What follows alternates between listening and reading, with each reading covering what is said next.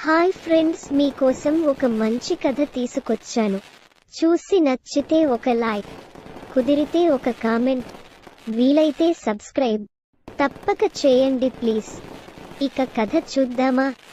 పిడుగులం, మేం బుడుగులం, నింగికి నేలకు నిచ్చెనలం, విశ్వ ప్రేమకు వారసులం, బంకమట్టితో బండ్లను చేస్తాం, ఇసుకతోనే మేం కోటలు కడతాం, రావి ఆకులతో బూరలు చేస్తాం, కొబ్బరాకులతో రాకెట్లేస్తాం, వానొస్తే మేం గంతులు వేస్తాం, కత్తి పడవలే సొంపుగా చేస్తాం, ఆటలు పాటలు కథలను చెప్పితే మానకుండా మేం బడికిపోతాం. పిడుగులం, మేం బుడుగులం.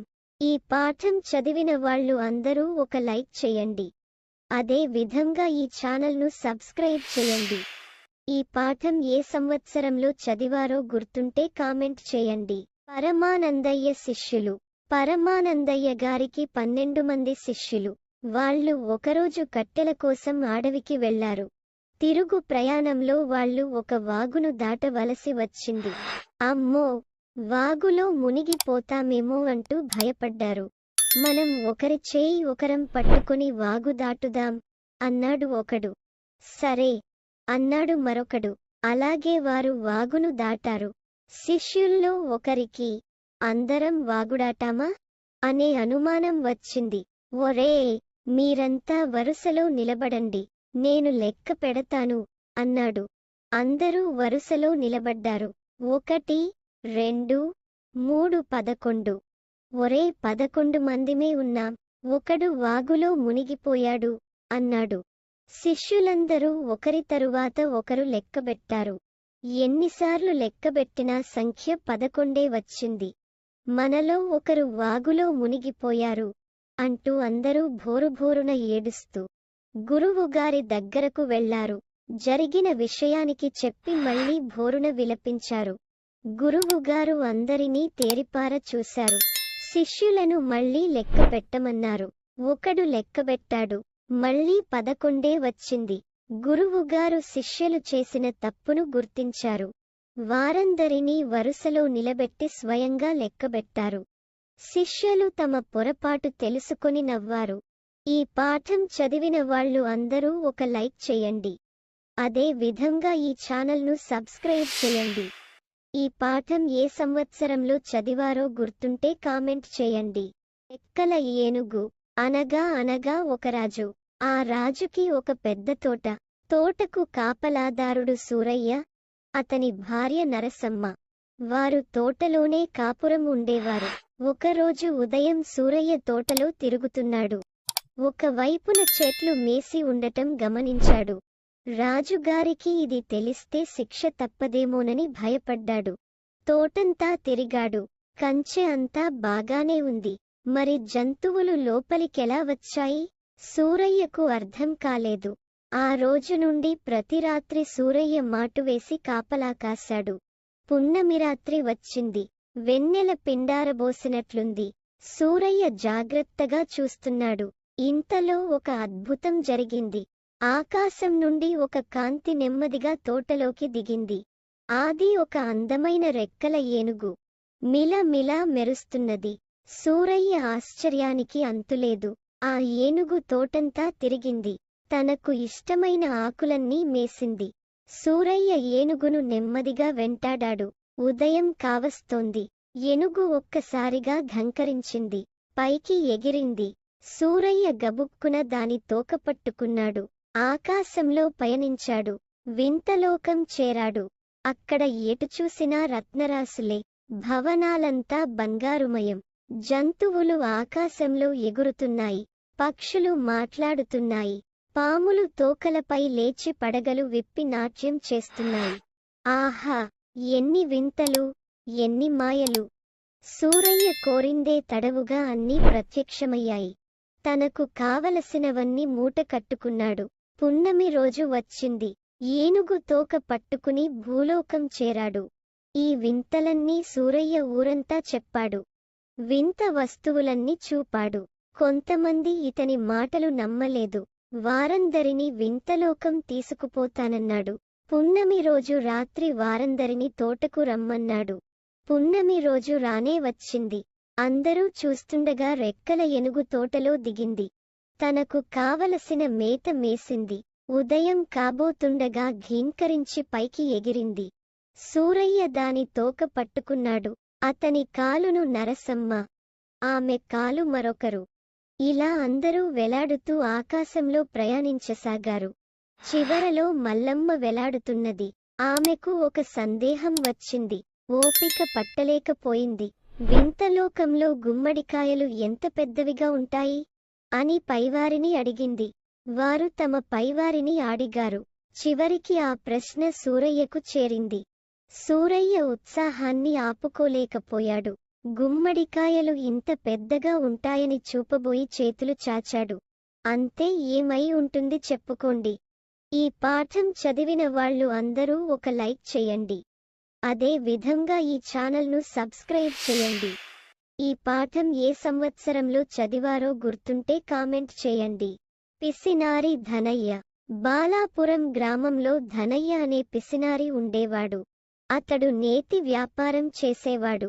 అందరితో బాగా మాట్లాడేవాడు. అలా తన వ్యాపారాన్ని పెంచుకున్నాడు. వ్యాపారం పెరిగే కొద్దీ ధనయ్యకు దురాశ పెరిగింది. నెయ్యి కల్తీ చేసి అమ్మడం మొదలుపెట్టాడు. బాగా సంపాదించాడు. రాజయ్య ఆ ఊరి పెద్ద.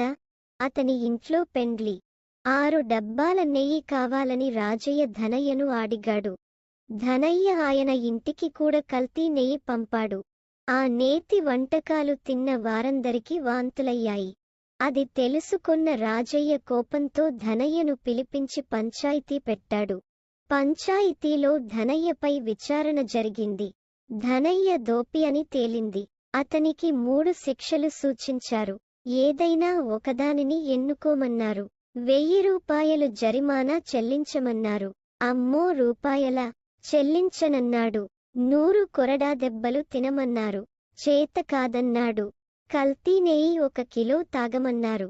ఇది లాభసాటిగా ఉన్నదని సరేనన్నాడు. నెయ్యి తాగడం మొదలుపెట్టి పూర్తిగా తాగలేకపోయాడు. సరే, 100 కొరడా దెబ్బలు తింటానన్నాడు. 50 దెబ్బల వరకు ఓర్చుకున్నాడు. ఆపై తట్టుకోలేకపోయాడు. చివరకు 1000 రూపాయలు జరిమానా కూడా చెల్లించాడు. దురాశ వల్ల పిసినారి ధనయ్య అన్ని శిక్షలు అనుభవించాడు. ఈ పాఠం చదివిన వాళ్ళు అందరూ ఒక లైక్ చేయండి. అదే విధంగా ఈ ఛానల్ను సబ్స్క్రైబ్ చేయండి. ఈ పాఠం ఏ సంవత్సరంలో చదివారో గుర్తుంటే కామెంట్ చేయండి. పల్లె. అది ఒక పల్లె. ఆ పల్లె పేరు రామాపురం. ఆ పల్లె చుట్టూ పచ్చని పొలాలున్నాయి. పొలాలను అనుకుని ఎత్తైన కొండలున్నాయి. కొండలపైకి వెళ్లేదారులు వంకరటింకరగా ఉన్నాయి. పిల్లలు అప్పుడప్పుడు కొండలపైకి ఎక్కుతూ ఉంటారు. కొండలపై నుంచి కిందికి చూసినప్పుడు పెద్ద పెద్ద ఇళ్ళు కూడా చిన్నవిగా కనబడతాయి. రామాపురంలో ఎక్కువ మంది వ్యవసాయం చేస్తారు. పొద్దుటి నుంచి సాయంత్రం వరకు పొలాలలో పనులు చేస్తూ ఉంటారు. పనులు చేసేటప్పుడు పాటలు పాడుతూంటారు. పండించిన పంటను, కూరగాయలను పట్టణానికి తీసుకుని పోయి అమ్ముతారు. కొందరు పాలు, గుడ్లు కూడా అమ్ముతారు. ఆ పల్లెలో బడి ఉంది. ఆ బళ్ళో 5 తరగతులున్నాయి. ఆ బడికి పాఠశాల విద్యా కమిటీ ఉంది. ఆ కమిటీ బడి బాగోగులను చూస్తుంది. పిల్లలు బడి చుట్టూ పూల చెట్లు పెంచుతుంటారు. బడిలో పిల్లలు ఆటలు ఆడుతుంటారు. పాటలు పాడుతూ ఉంటారు. ఆ పల్లెలో పోస్టాఫీసు ఉంది. మహిళా మండలి ఉంది. రాత్రిబడి కూడా ఉంది. గ్రామ పంచాయతీ వారు అప్పుడప్పుడు గ్రామ సభలు జరుపుతారు. ఆ సభలలో ఊరికి అవసరమైన వాటిపై చర్చిస్తారు. ఆ పల్లెలోని వారందరూ కలసిమెలసి ఉంటారు. ఈ పాఠం చదివిన వాళ్ళు అందరూ ఒక లైక్ చేయండి. అదే విధంగా ఈ ఛానల్ను సబ్స్క్రైబ్ చేయండి. ఈ పాఠం ఏ సంవత్సరంలో చదివారో గుర్తుంటే కామెంట్ చేయండి. తెనాలి రామకృష్ణుడు. ఉపాయం. శ్రీకృష్ణదేవరాయల వారి తోటలో బూడిద గుమ్మడి కాయలు కాశాయి. కాసిన కాయలన్నిటినీ ఎవరో దొంగిలిస్తున్నారు. ఈ దొంగతనం సంగతి రాయలవారి దాకా వెళ్ళింది. భటులు గుమ్మడి కాయల దొంగ ఎవరో తెలుసుకోలేకపోయారు. తోటలో కాపలా కాస్తున్న వీరయ్య, మల్లయ్య, లింగయ్యల మీద అనుమానం వచ్చింది. వారిని నేరుగా రాయలవారి ఆస్థానానికి తీసుకుని వెళ్లారు. ఆ కొలువులో వికటకవి తెనాలి రామకృష్ణుడు కూడా ఉన్నాడు. రాయలవారు ఈ సమస్యను వికటకవికి అప్పచెప్పారు. రామకృష్ణుడు ఆ ముగ్గురిని పిలిచాడు. మంత్రించి ఇచ్చానని చెప్పి ఒక్కొక్కరికి ఒక్కొక్క పుల్ల ఇచ్చాడు. ఎవరు దొంగతనం చేస్తే వారికిచ్చిన పుల్ల మరుసటి రోజుకు 1 అంగుళం పెరుగుతుందని చెప్పాడు. జాగ్రత్తగా మరునాడు ఆ పుల్లలను తీసుకుని రమ్మనమని కూడా చెప్పాడు. ముగ్గురు ఇళ్లకు వెళ్లారు. మల్లయ్య తనకిచ్చిన పుల్ల ఎక్కడ పెరుగుతుందో అని భయపడి 1 అంగుళం తుంచాడు. ముగ్గురు తమకిచ్చిన పుల్లలు తీసుకుని ఆస్థానానికి వచ్చారు. ఇద్దరి పుల్లలు అలాగే ఉన్నాయి. ఒకరి పుల్ల విరిచి ఉండటం రామకృష్ణుడు గమనించాడు. దొంగ దొరికిపోయాడు. అతడు తాను ఎలా దొరికిపోయింది తెలుసుకున్నాడు. సిగ్గుపడ్డాడు. క్షమాపణ వేడుకున్నాడు. రాయలవారు అతనిని మందలించి వదిలివేశారు. ఈ పాఠం చదివిన వాళ్ళు అందరూ ఒక లైక్ చేయండి.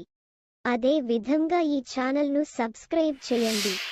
ఈ పాఠం ఏ సంవత్సరంలో చదివారో గుర్తుంటే కామెంట్ చేయండి. సయాల్ సాహసం. బాల్యంలోనే సాహనం చూపి ఎంతోమంది పిల్లలు జాతీయ బహుమతి అందుకున్నారు. వారిలో సయాల్ లహనాబాయ్ ఒకరు.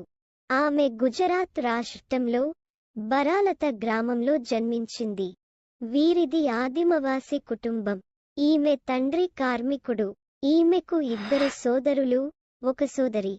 సయాలు చదువు, ఆటలు, సంగీతమంటే చాలా ఇష్టం. అదే గ్రామంలో నిర్మల అనే అమ్మాయి ఉండేది. ఆమె సయాల్కు మంచి స్నేహితురాలు. నిర్మలకు కూడా ఆటలంటే ఇష్టం. వీలు దొరికినప్పుడల్లా వారు అడవికి వెళ్లి ఆడుకునేవారు. ఆ రోజు సెలవు దినం. సయాల్, నిర్మల ఆడుకోడానికి అడవికి వెళ్లారు. అక్కడ దాగుడుమూతలు ఆడారు. అప్పుడు హిస్ హిస్ అనే శబ్దం వినబడింది. ఒక కొండచిలువ ఒక్కసారిగా నిర్మల కాళ్లను చుట్టివేసింది. ఆమె బిగ్గరగా కేకలు వేసింది. నిర్మల కేకలు విన్న సయాల్ పరుగుపరుగున వచ్చి చూసింది. దగ్గర ఉన్న కర్రతో కొండచిలువను బాదింది. కాని అది నిర్మలను వదలలేదు. సయాల్ కొండచిలువ విషజంతువు కాదని, భయపడవద్దని నిర్మలకు ధైర్యం చెప్పింది. తన చేతిని కొండచిలువ నోటి దవడలకు అడ్డంగా పెట్టింది. బాగా నొక్కింది. దానికి ఊపిరి సలపకుండా చేసింది. ఉక్కిరిబిక్కిరి అయిన కొండచిలువ నిర్మలను వదిలివేసింది. నిర్మల తప్పించుకొని పరుగెత్తింది. నయాల్ కూడా నేర్పుగా ఒక్క ఉడుటున తన చేతిని వెనక్కి లాగేసుకుని పరుగెత్తింది.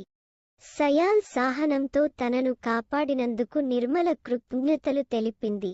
బాలలు చూశారా, సయాల్ ఎంత సాహసాన్ని చూపింది. ఆమె సాహసానికి మెచ్చి అప్పటి మన ప్రధాని శ్రీమతి ఇందిరాగాంధీ ఆమెకు జాతీయ బహుమతి అందజేసింది.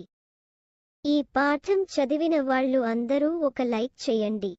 అదే విధంగా ఈ ఛానల్ను సబ్స్క్రైబ్ చేయండి. ఈ పాఠం ఏ సంవత్సరంలో చదివారో గుర్తుంటే కామెంట్ చేయండి.